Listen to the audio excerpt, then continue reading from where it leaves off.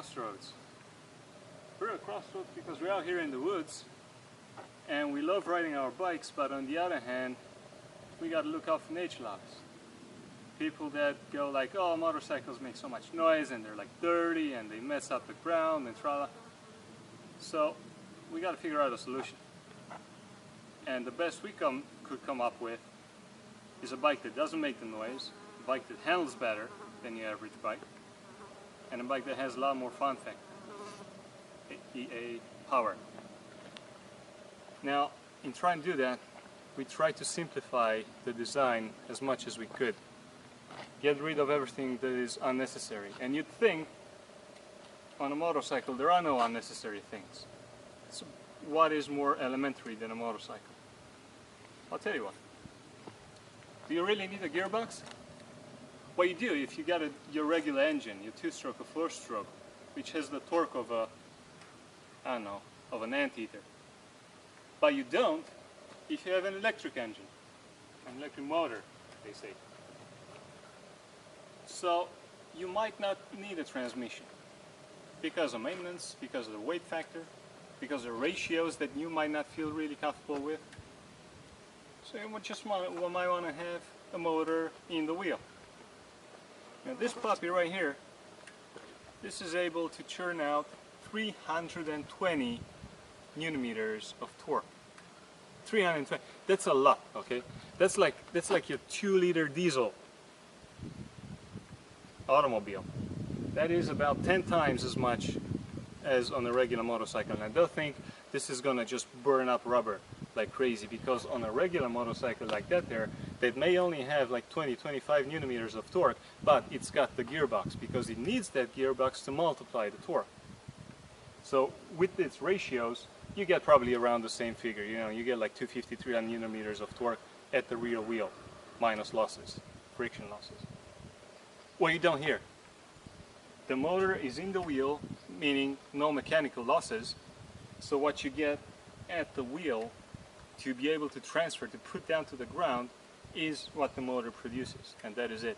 There's no other loss, except for the heat, which is anyway a lot less than a regular engine. We came here, we're just out a few miles from the city, and you can probably hear that one cracking down as it's cooling down. Well, here, I can hold my hand on this. It's that efficient, okay?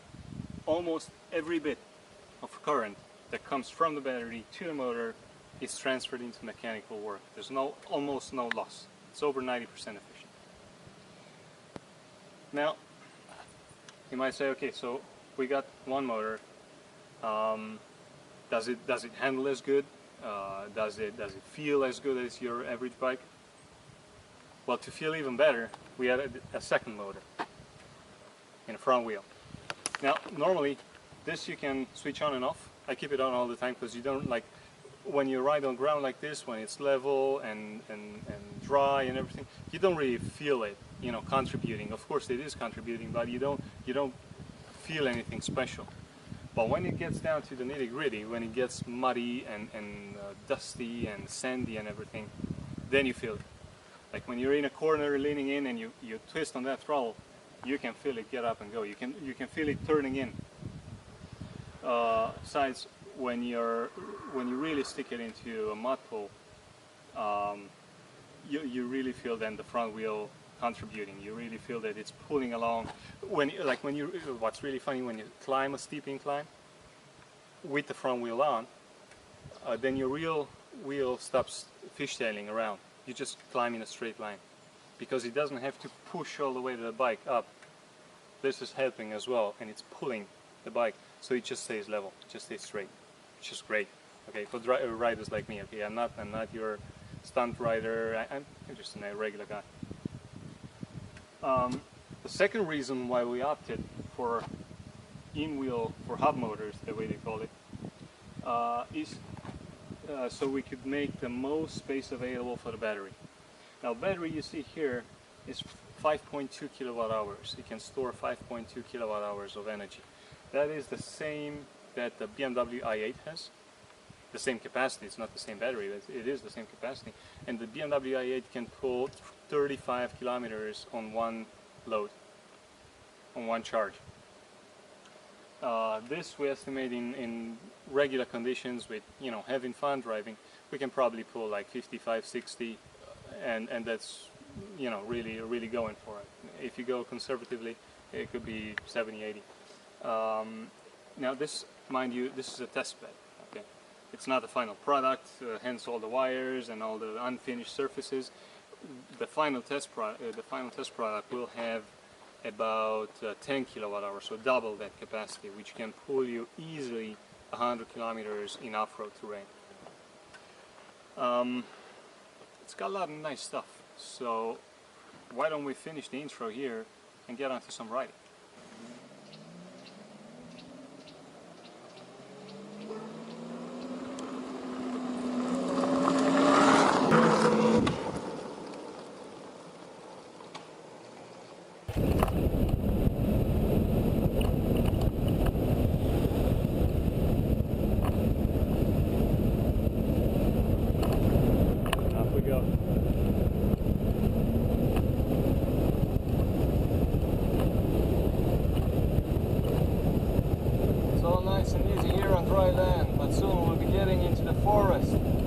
Mind you, it's been raining for the past week here, and I'm afraid we won't fare that good with our street tires once we hit the mud. I guess that's when we put another feature to the test, because this bike can do more than just roll forward, you know?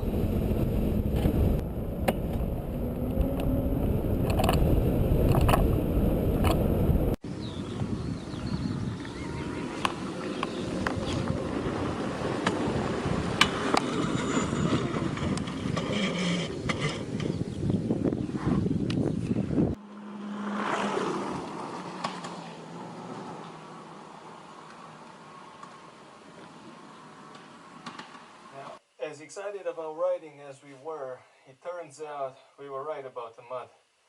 May not look like much on your TV screen, but from where I'm standing, it's pretty soft and moist. And considering the street tires we have on, it just doesn't make any sense to sleep and struggle. So we're gonna turn around. But check this out. Have you seen this on your regular bike? Reversing on a motorcycle. I'm taking it really easy since it's the first time I'm doing this.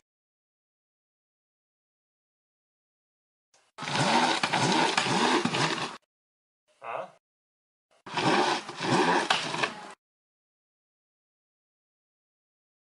Normally with the regular bike it's push and pull all the way until you can swing it around, but not here.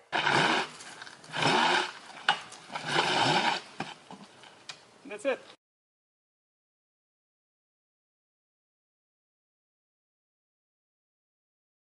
And this is how it works. By default, both motors spin forward as they respond to throttle input. Now, you flick a switch and they will run backwards. And there's no other mechanical linkage required. And as soon as you're on the right track, just flick that switch again and you're ready to roll forward. Here's another example where backing up can really come in handy. Like take this narrow rut, but there's just no room to turn away. Switch it to reverse, just gently work your way out.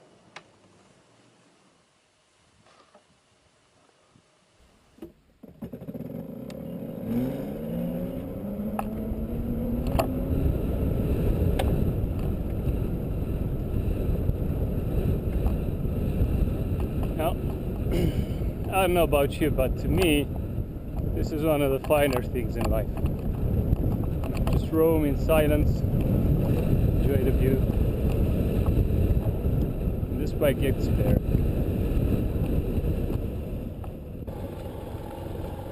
Now we've switched. My dad is riding electric, so I can use my helmet cam and get some footage of the bike in its natural habitat.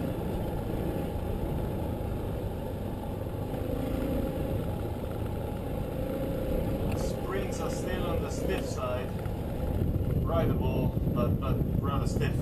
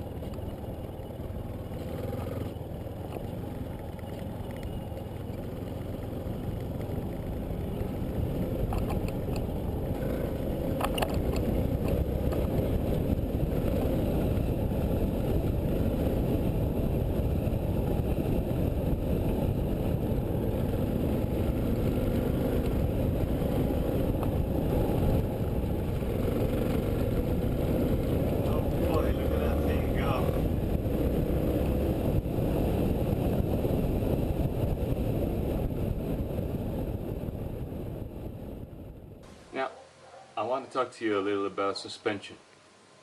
You might notice the way we've designed this and we've built it. This is a Hossack type suspension. It's what BMW likes to call the dual lever. I call it by its real name, Hossack. You have a rigid fork and you have two swing arms, also rigid. And the lower one is connected to the frame via the shock absorber. Now you might say, ooh, you know, that is uglier than a dog's bottom. But cats dig it. Let's take a look at your regular telescopic fork for a minute.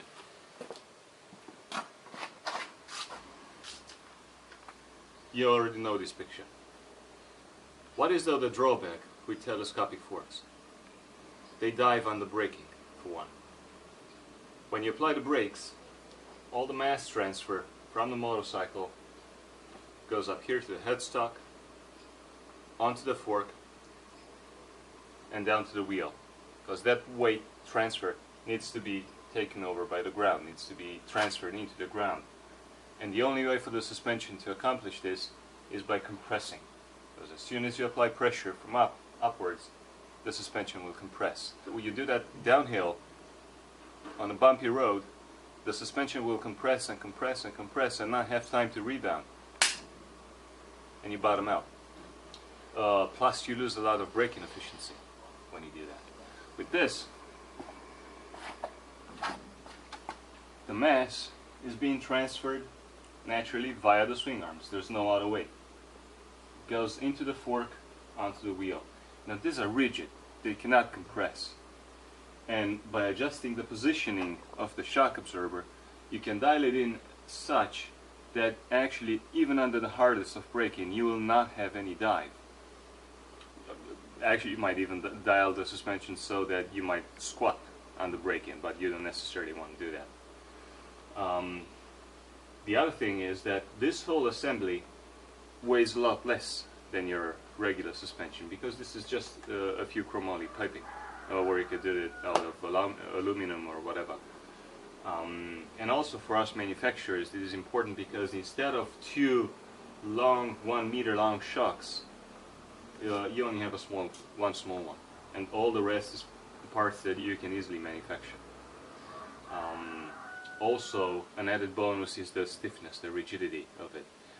To achieve the same rigidity that you get out of this structure with a telescopic fork, you need 50-60 millimeter piping, and that is expensive, that adds weight, that adds complexity to the whole thing. Translates into cost. And now for the rear suspension, when you have a hub motor, this hub motor freewheels on the axle. Meaning, if you accelerate, the motor itself will just tend to spin backwards.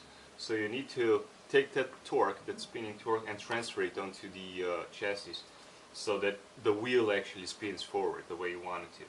So then you have this component right here attached to the motor, and you'd want to transfer the torque back into the frame. Now it is important that you don't transfer it back into the swing arm, because that will create a host of unnecessary effects. You want to transfer it back into the frame, and the geometry of this is such that it prevents wheel hop. Like when you brake, especially when you go downhill, and you brake or you apply regen, the wheel shouldn't be hopping, shouldn't be leaving the ground. This is what the BMW calls paralever. It's two levers, not really parallel, but pretty much close to that. Here we are on the outskirts of my hometown, working our way on the back roads.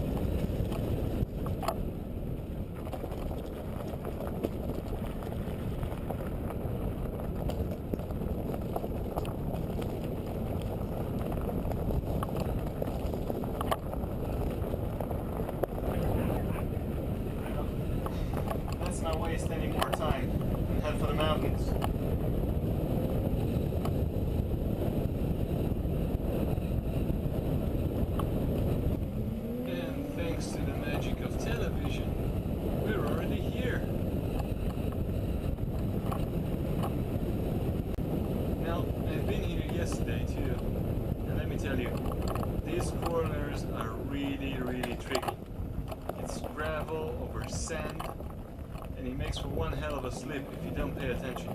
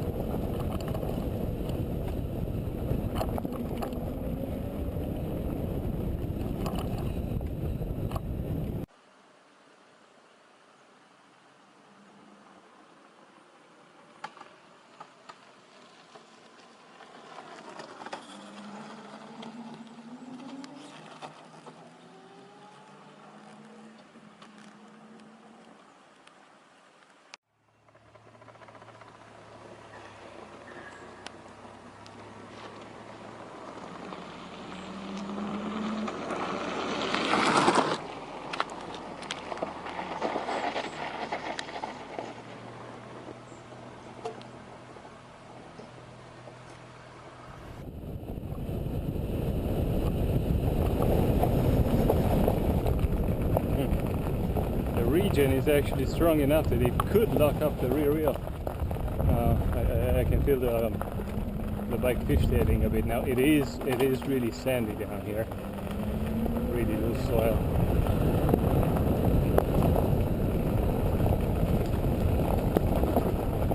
So a nice thing about it is that you can dial in a certain amount of regen, which kicks in all the time, every single time you go off the throttle.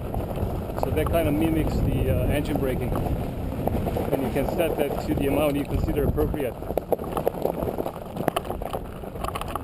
And on top of that, you can vary the regen with the brake lever.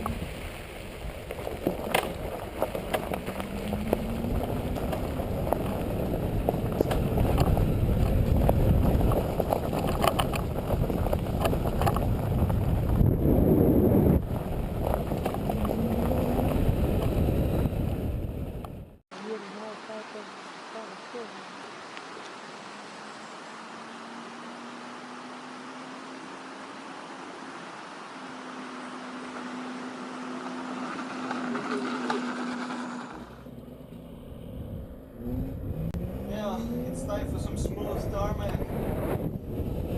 Guess that was about all the camera shake one can handle.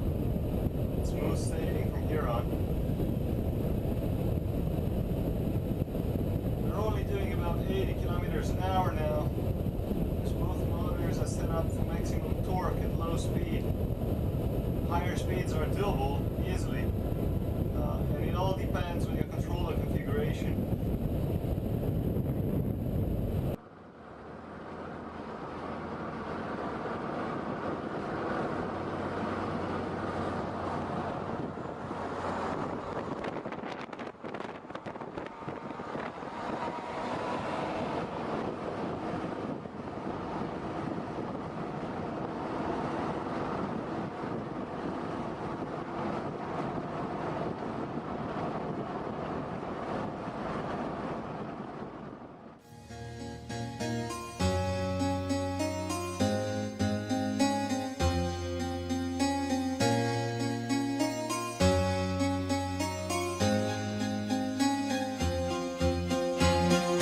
Tell me how strong you are when emotions for you is a feeling you can describe into words. Don't look at me with ghost eyes, as ghost light like a black hole, the black hole in you. Don't tell me how strong you are when emotions for you is a feeling you can't describe into words. Don't look at me with your stars. Ask ghosts like a black hole, the black hole in you.